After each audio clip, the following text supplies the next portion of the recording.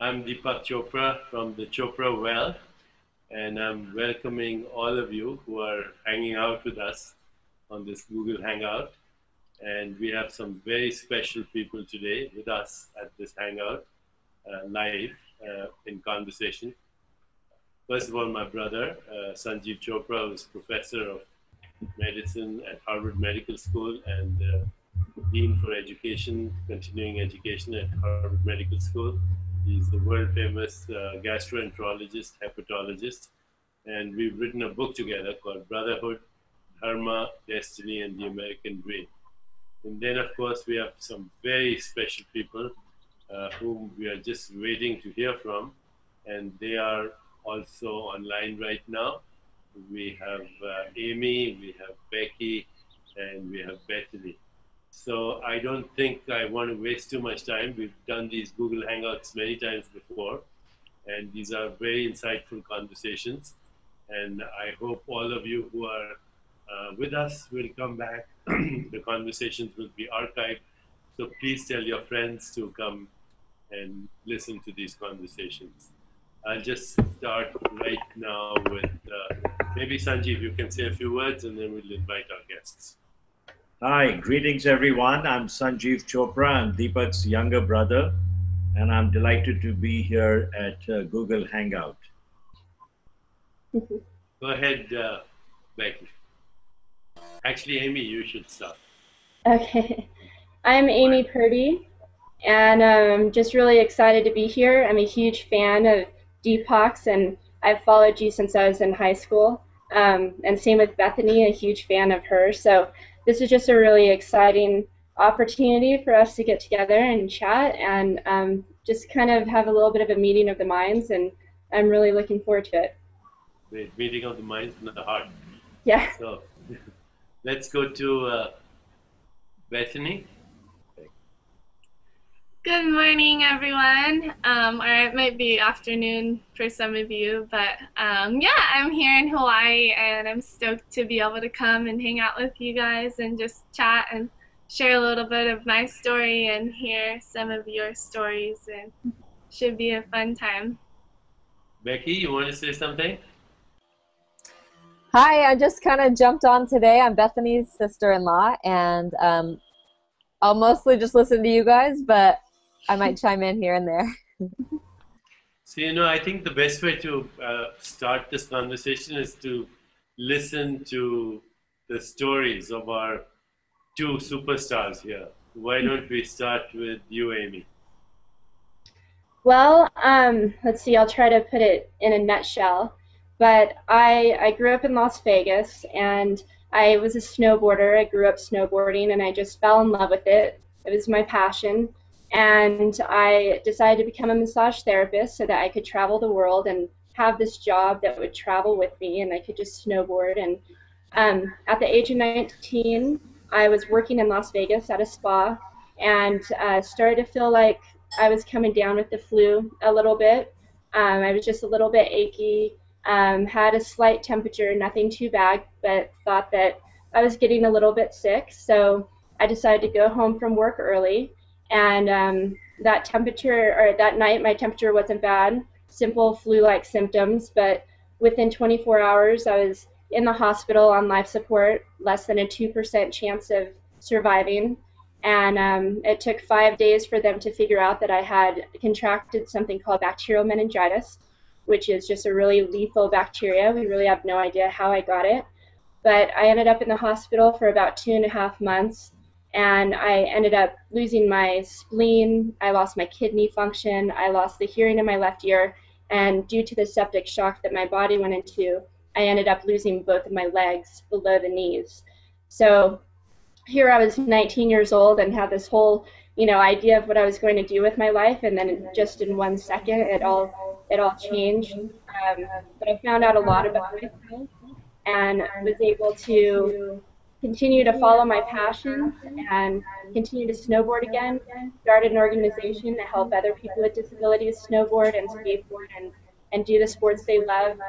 And now I'm training for the 2014 Paralympic Games.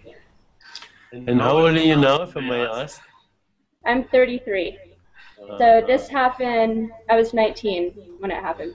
So if somebody would have told me at the age of 19 I was going to lose my legs, lose my health, and my life was going to be completely different, I would have said there's no way that I could handle that. But once I was in that situation, I was forced to prioritize what's important to me, and I found a lot of gratitude in what I had versus what I lost, and I've continued to kind of live my life that way. So. How do you feel about your life now? I feel incredibly blessed, very lucky, and you know, I kind of at my worst times, I visualized who I wanted to be, where I wanted to go, what I wanted to do, and now I'm doing that. So I'm grateful for all of those challenges and those hard obstacles I had, because those were huge growing experiences and learning experiences for me, and is what has helped me get to where I'm at today. In a few minutes, so Bethany, you have your own story to share with us. Yeah, well, yeah, for people who haven't heard my story, I was born and raised in Kauai, Hawaii, and my family spent most of our spare time at the beach, surfing and just enjoying the outdoors. And I just slowly fell in love with surfing, or not slowly, it kind of happened pretty fast. So I was pretty much immediately hooked. And I looked forward to having a professional career when I was older, and by the look of my skill, like, it looked like I would head towards that. And then when I was 13, I lost my arm to a shark, and life just came to a halt. And you know, just my healing process in the hospital is amazing to see how God just provided strength for me to just keep smiling and looking forward, and my family as well, just there to just guide me along to just look for the positive and in a hard situation. And it's just been such an amazing journey to see something so awful then turn into something so beautiful. And so yeah. Sanjiv, what's your reaction? Oh, my reaction is, again, similar to when I heard Amy's story. What an inspiration you are to countless people, and how you've taken adversity and turned it around. There's an individual I've gotten to meet by the name of Captain Charlie Plum, and he was a prisoner of war for 6 years during Vietnam, and he was captured, he was tortured, and he gives a great talk. It's called "Who Packed Your Parachute?" He gets a standing ovation, and in it he's got a phrase or a sentence. He says, "Adversity is a terrible thing to waste." And that's what the two of you have done. You've conquered that adversity, you've turned it around, you're living full lives, probably even fuller than many, many other people on this planet, and you're inspiring so many people. Bethany, you had a movie produced about you. Tell us about the movie. How was it to watch that movie and inspire so many other people? Yeah, the making of Soul Surfer was amazing. It's been out for about 2 years now, and my family and I were really excited to just share a story in a way beyond my book Soul Surfer and my documentary Heart of a Soul Surfer. You know, it's a bit intimidating jumping into the whole Hollywood scene, and especially just coming from Hawaii, like, that is so foreign to us. But we just trusted that God would guide us through it, and He certainly did. We're really happy with how it turned out, and the whole process of making it was so much fun, and definitely some challenges within all the fun, but totally worth it. And yeah, I'm proud to share Soul Surfer with anyone. The unconditioned mind. It's a field of infinite strength, infinite resilience, infinite flexibility, infinite creativity. It's also the place where we know the truth rather than listening to other people's ideas of limitations. We know the truth that we are a field of infinite possibilities, that there are no limitations, and that every label you give yourself actually limits yourself. And so you both came from that place of strength because you were able to get in touch with that part of you, which is timeless, which is the ground of your being, and where we can all find strength. And are you both, do you both consider yourself spiritual in any ways? Let me ask Amy that question. What does that mean to you, to be spiritual? Oh gosh, I've always considered myself a very spiritual person. Not religious. I was raised in any particular religion, but I've always just felt really in touch with myself.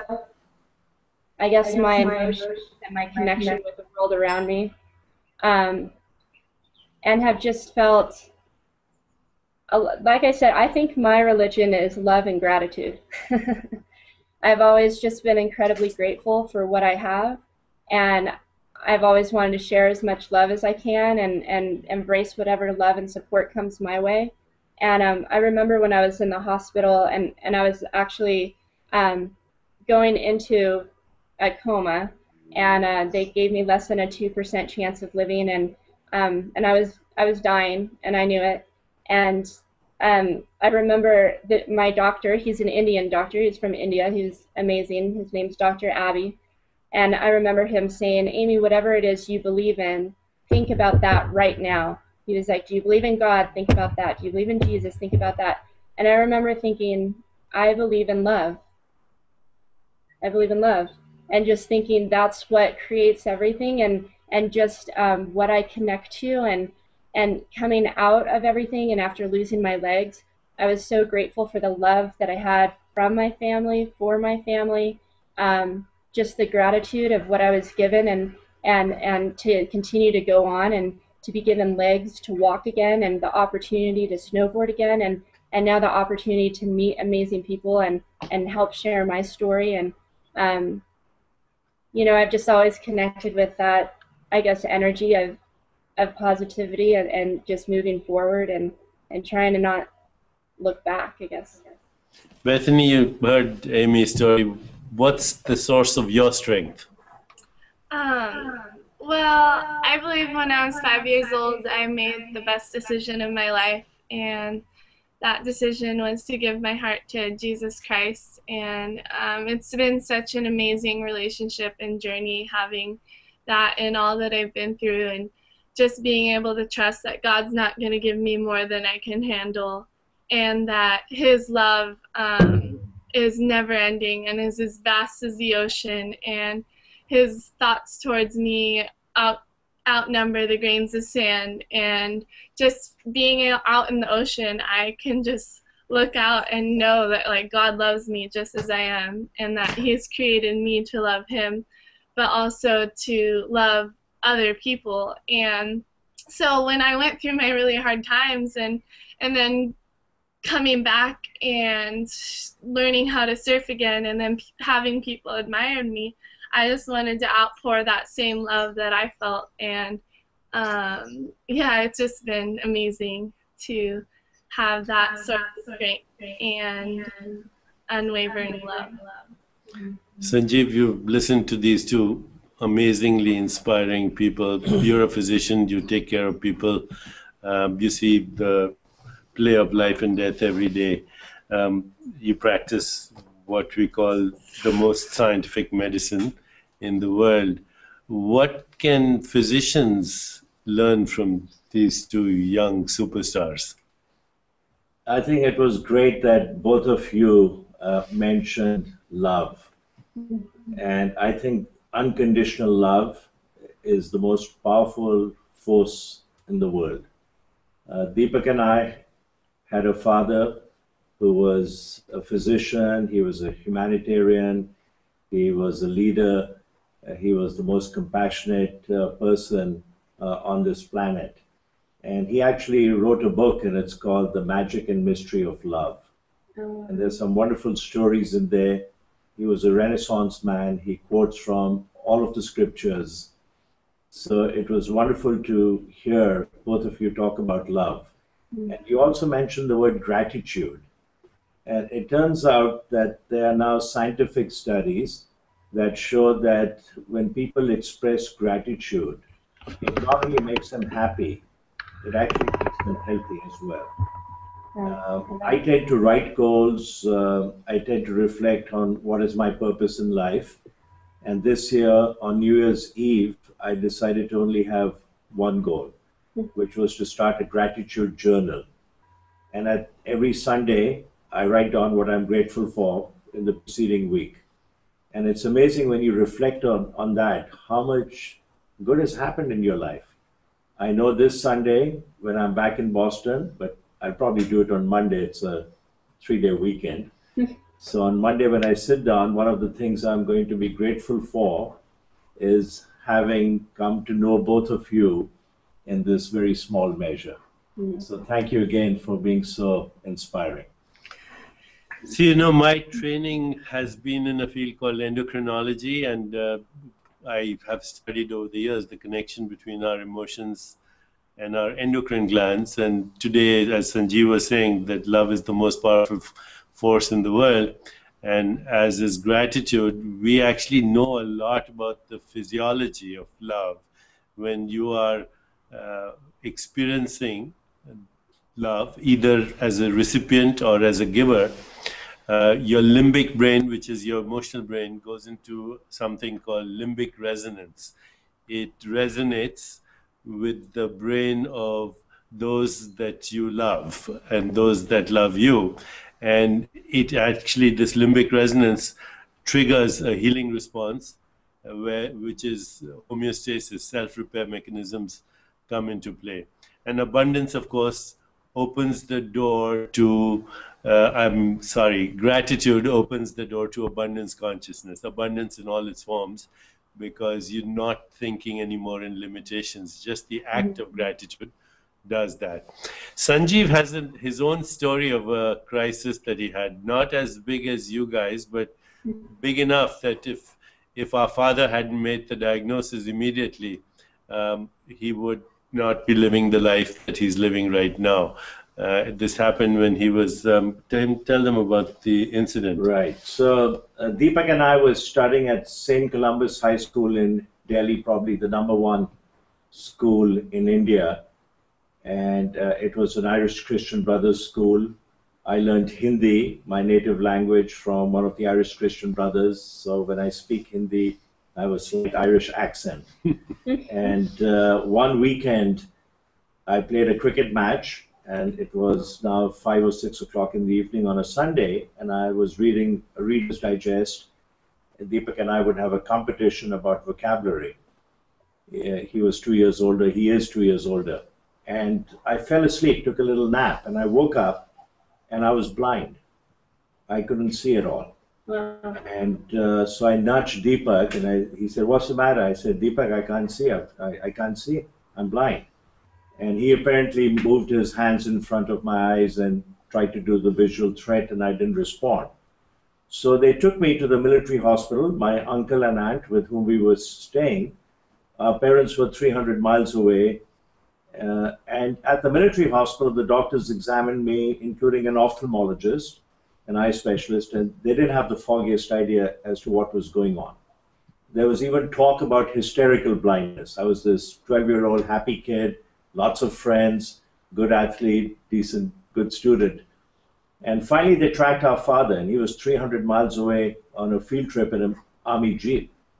And he was absolutely brilliant. He was a cardiologist, but he knew everything in medicine. And he said, "Tell me everything that's happened to Sanjiv." So, well, he's been fine. No, tell me everything. Anything in the last 2 months. Any accidents, any injuries, any medications? He said, "Yeah, about a week ago, he had a laceration to his thigh, and we took him to the local dispensary, and they did the sutures, and they gave him an antibiotic." And he asked another question. He said, did he get a tetanus shot? And they said, yeah, he got a tetanus shot. And he probed further. What kind of tetanus shot? Anti-tetanus serum or anti-tetanus toxoid? This is 1961. And so they looked at the records and they said anti-tetanus serum. And our father said he's having a rare idiosyncratic reaction to the anti-tetanus serum. It's effective both optic nerves. He has severe bilateral optic neuritis. You got to start an intravenous right now and give him massive doses of corticosteroids. So they did that, and about 6-8 hours later, suddenly I could see dimly and then more clearly, and then I could see in great detail the green walls which were characteristic of all the army hospitals in India. It was at that point in my life that I made the decision that I'd like to be a doctor like my father. And I've told this story to professors of ophthalmology and very senior ophthalmologists at Harvard Medical School, where I'm privileged to work. And they say, oh my God, you know, we wouldn't have necessarily known about this rare reaction. Your father was absolutely brilliant. So not as scary as what happened to both of you, and not as inspirational, but a testimony to our father's brilliance, and something that sparked my interest, and I made the decision to become a physician at that age. So interesting story there too. And Bethany and Amy, I'm going to ask you something, and I do it with a little hesitation. I'll ask you first, Amy. Is your life better today because you had the experience, because you went through that experience? Absolutely. I would never take back anything that I've experienced. Yeah, and I get asked that quite a bit. If I could suddenly have legs, would I want that? And I just know that I'm where I am today, and I have a very full life and fulfilled life and full heart because of everything I've gone through. And if anything, my legs haven't really limited me. If anything, they've kind of forced me to get creative and forced me to be more proactive and just live the second chance that I have and live life to the fullest and experience everything I can. And for that, I'm incredibly grateful, and would never want to change the situation I'm in. I'm asking you the same question. Is your life better today than you think it was before the shark took away one of your limbs? Yeah, you know, it's so interesting to think about, and I, like Amy said, I wouldn't take back that moment, and I would just continue to go on with this life that I've been given, and yeah, just seeing all the beauty that's come out of such a crazy circumstance. And I mean, no one wants to see a 13-year-old go through something like that, but the strength in Christ that I've had has carried me through, and it's been amazing to see all the lives that have been changed through what I've been through. And like recently I was in Florida for this Never Quit event, and I'm doing an autograph signing, and this little girl, she's about 9 years old, she's just like drenched in tears of just joy and just in awe of, I guess, my life. And just to see that kind of impact to have on other people is a gift, and it's something very special, and something not to be taken lightly. And so I just try to make the most of all that I do, and just to honor God, and just coming back to it again, just love on others. You know, I've asked this question of other people who've gone through experiences like you have, and every time I do it, I hesitate. Do it with trepidation, because if you're looking from the outside, you'd say, I would never want to go through that experience. And yet I've never encountered an answer that's different from either of you. So there are a lot of people now, and by the time We are online again, and this program is there archived, and there'll be hundreds of thousands of people coming.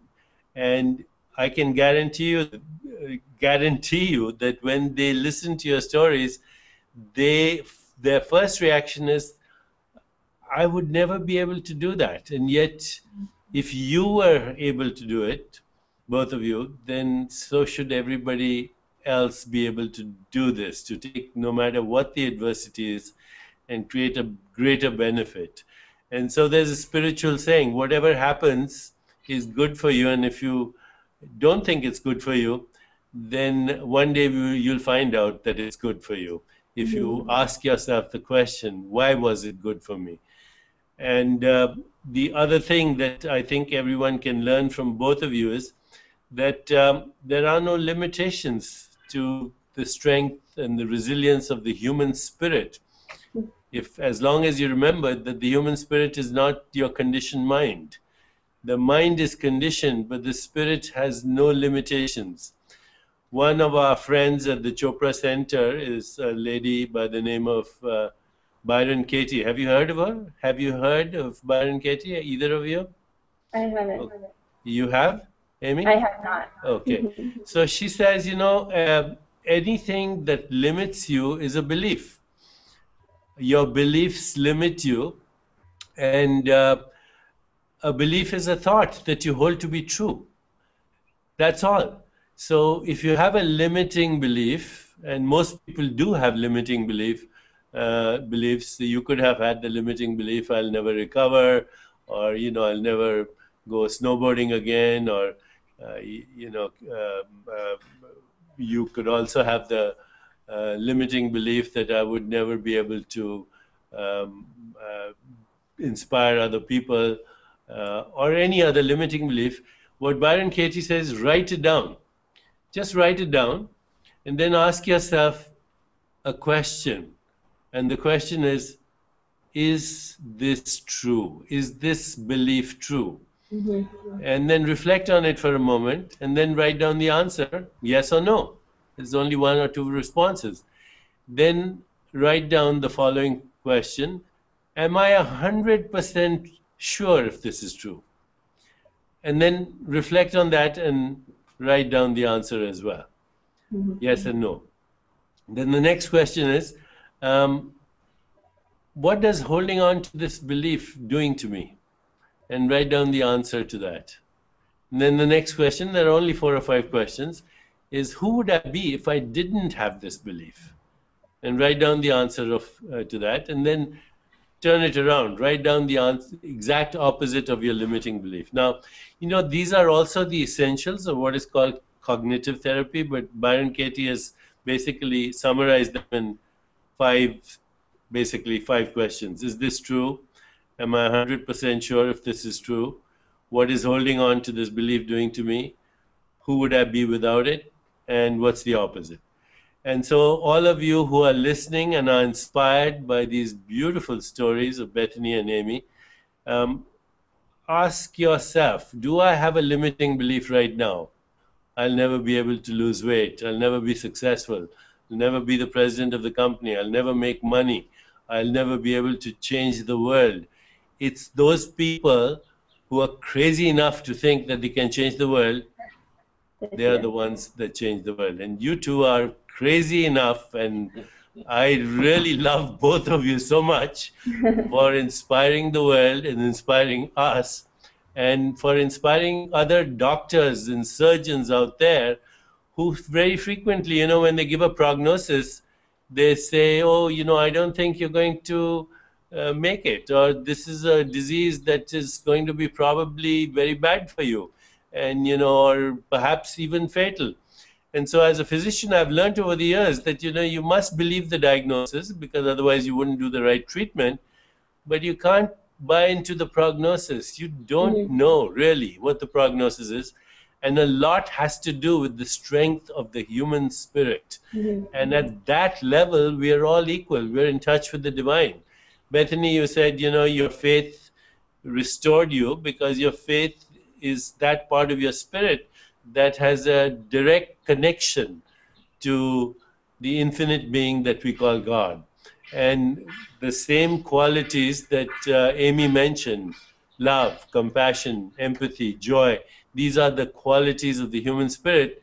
And it was very important when Sanjiv asked the question, were there people around you who really cared about you, who loved you, who were there for you, who listened to you, who nourished you, who nurtured you, and you gave you the strength that you had already discovered in your own being. So before we conclude, I don't know how much time we have. We have about 5 minutes. I'd like to actually ask everyone to say a few words, what they may have learned from each other, and what advice do you have for the thousands, millions of people. And lots of them will be coming to listen to this conversation, to look at this conversation. What could you say to them that could help them in their own adversities, in their own anguish, in their own suffering? And how could you inspire them even more than you already have? So let me ask Sanjiv to start, and then we'll go with all three of you. So for me, I think listening to these stories, I've been so inspired by both of you. And I was reflecting on a quote by Søren Kierkegaard, the great Danish philosopher and theologian, who once said, "To dare is to lose one's footing momentarily. Not to dare is to lose oneself." You got to have those great dreams. You've got to take that first bold, courageous step. Both of you found yourself, right? To dare is to lose one's footing momentarily. Not to dare is to lose oneself. You found yourself in the midst of adversity. The Buddha once said, "Every life has a measure of sorrow. Sometimes it is this that awakens us." You are so awake, and you are inspiring and awakening countless people that have the good fortune, including that 9-year-old girl, of meeting you. So we have just a couple of minutes left. I want to, before we close, just let everyone know that our next Google Hangout on the Chopra Well is on Tuesday, May 28th at 11 a.m. And this will be hosted by my son, Gautam Chopra. And the theme is going to be veterans, the U.S. Army veterans, and PTSD, post-traumatic stress disorder. So we'd like everyone to join us. Amy, any last final words? Yeah, it's great that you guys are doing a show on that. I work with a lot of wounded vets who suffer from post-traumatic stress disorder. And I'm just so grateful that I have the opportunity to do that. So I'll be listening in on that program.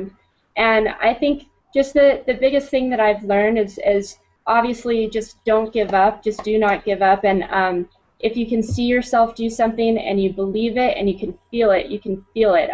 I'm a huge visualizer. If I can see myself do it and I can feel it inside, I know that anything is possible, and I believe anything is possible. And I just encourage people to not let their challenges and circumstances today interfere with who they are and who they know they are as a person, and to just use these obstacles as these learning experiences, and you know, just don't give up. Just keep moving forward, follow your dreams, and life is amazing. The universe has ways of pulling stuff together. So, Bethany, any final words? Just thank you so much for having me, and yeah, it's fun to share in our hard times, but also our times of overcoming, and just to encourage other people to overcome whatever they're facing. And yeah, I just want you all to know that God loves you, and just thank you. And we love you. Yeah, all the best. Okay, so once again, Google Hangout Tuesday, May 28th, Veterans and PTSD, hosted by Gautam Chopra. And our book is called Brotherhood, Dharma, Destiny, and the American Dream. Thank you for joining us. I'm Deepak Chopra. thank you. Thank you, Deepak. Yeah, Bye. thank you. Bye-bye.